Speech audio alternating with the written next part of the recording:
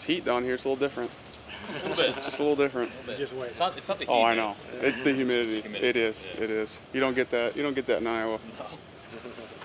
That affect how you play? No. I mean, you play in Texas. You play everywhere in college. So I mean, you play in games that are this hot, but it's definitely something, an adjustment to be playing in it every single day. That's for sure.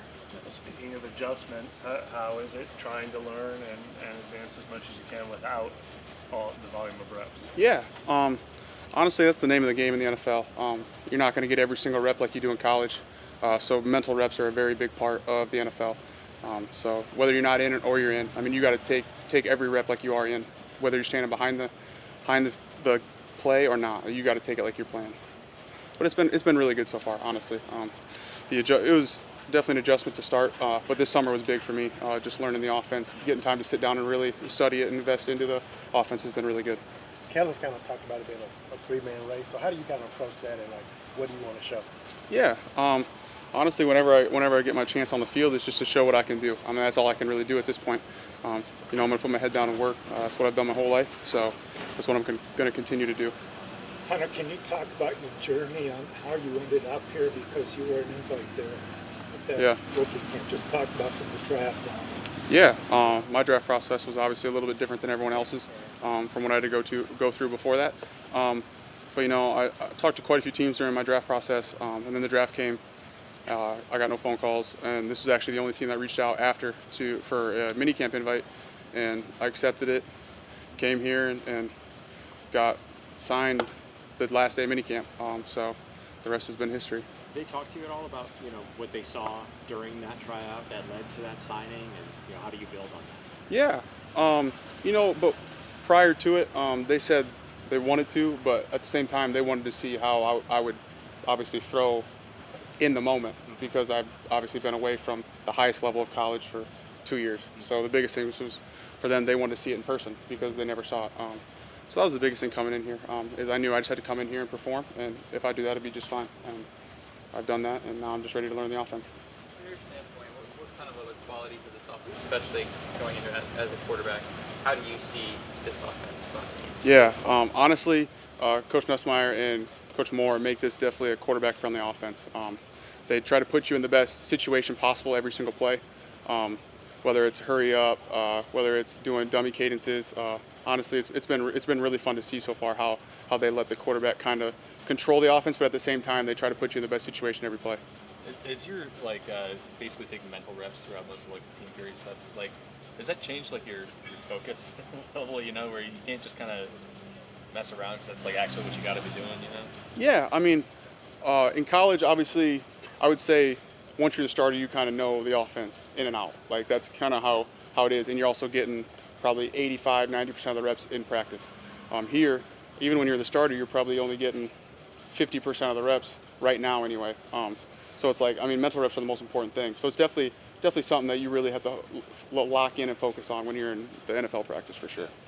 This is probably a dumb question. Taking mental reps and being left-handed, is it kind of different as far as how you have to process out? Honestly, no. I've done it my whole life. I've played around a bunch of right-handed guys. So at Iowa State, I sat behind Brock for 2 years. I've sat there, and I feel like I've done it my whole life.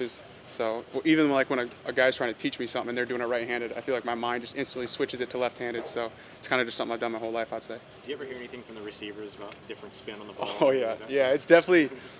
You can definitely tell when a receiver's never caught from a left-handed guy. Yeah, because it does. It kind of spins on you differently, comes in on your hands a little differently, and it's definitely something, if you've never done it before, it's definitely an adjustment for the beginning of the period, for sure. It makes sense for Kellen and Nuss, though. Yeah.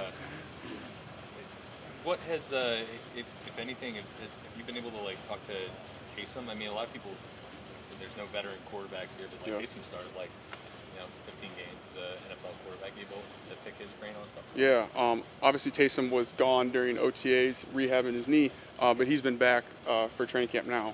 So we've definitely picked his brain. I have as well. I've picked his brain quite often. Just when I get time to talk to him. So it's been really good to pick his brain so far, for sure. Is he sitting in the meeting room with you guys, or do you have to approach him differently? How does that kind of work?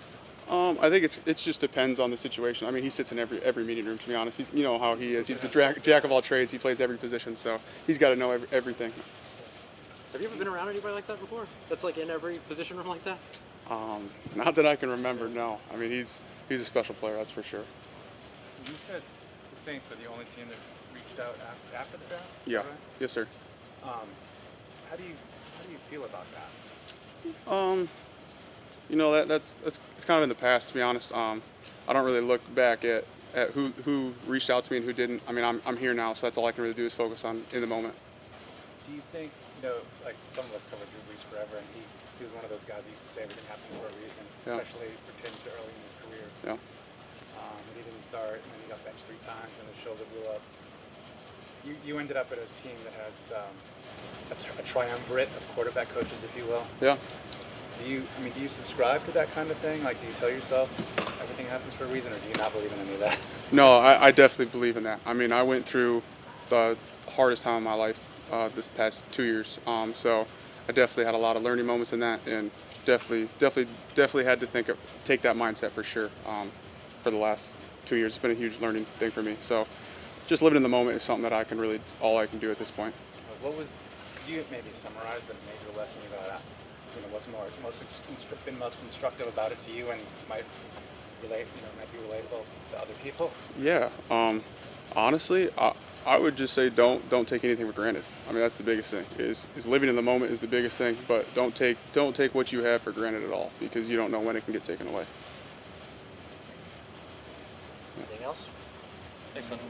Thank you. Thank you, guys. Have a good one. You too, man.